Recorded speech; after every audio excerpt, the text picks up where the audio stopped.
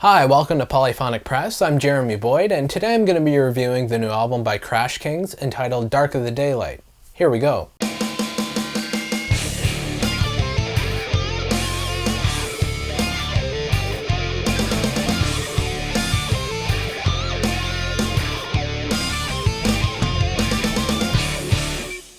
So Crash Kings are an American three-piece rock band formed in Los Angeles, California. They were formed in 2006 by brothers Tony and Mike Beliveau. They released their self-titled debut album in 2009, and this is a follow-up to that album, and it's called Dark of the Daylight. This album starts off with a song called 6 Foot Tall, which is a very anthemic, kind of classic rock sort of song. It's sort of got a bombastic sort of progressive rock feel to it, and the vocals are very similar to something like Robert Plant or something like that. This song goes through a lot of different movements, which give it a real operatic feel, although it's centered around a main riff. This is definitely a throwback track, and I thought it was okay as an opener, but I didn't think there was anything really special about it or anything like that. The first single from the album is the song Hot Fire, and it's much more of a laid-back sort of mid-tempo rock song. It starts off with a slower drum beat with the bass riff and the keyboard kind of coming in. The bridge of the song kind of goes into an acoustic sort of feel before going back into the main riff, and this point of the song really felt like it was building up into a really great solo, but it didn't really pay off. It only went back to the main keyboard riff. To me, this would have been a perfect place to put a guitar solo, and I know there isn't a guitar player in the band,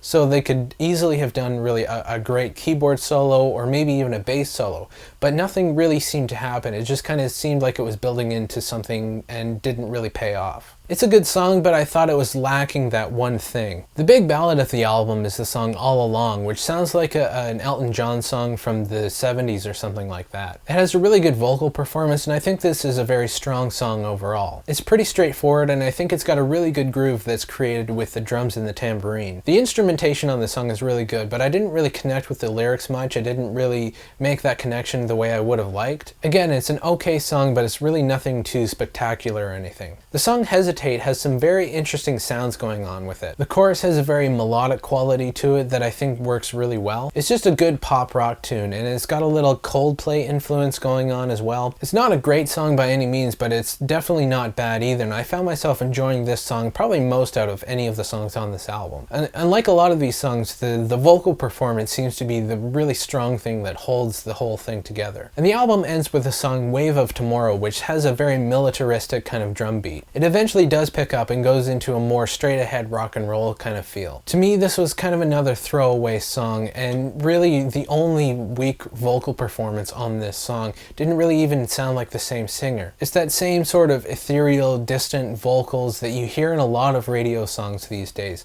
It kind of sounded like it was created just for the radio to get some radio play. Didn't really feel like it was coming from a genuine place. It felt like they were going for a hit and not necessarily doing something that was honest and from the heart. The production on this album is very big, and to be honest, it's probably too big for the songs. There are times when huge drums and really polished sounds are called for, but the choices of instruments and the choices of feel that go onto a record like this, really all you need is a minimal production, and it seemed like they were kind of going for something bigger than they really needed to. This wasn't a really bad record, but to me it was somewhat forgettable. I was really looking forward to this album, and I was kind of disappointed with it.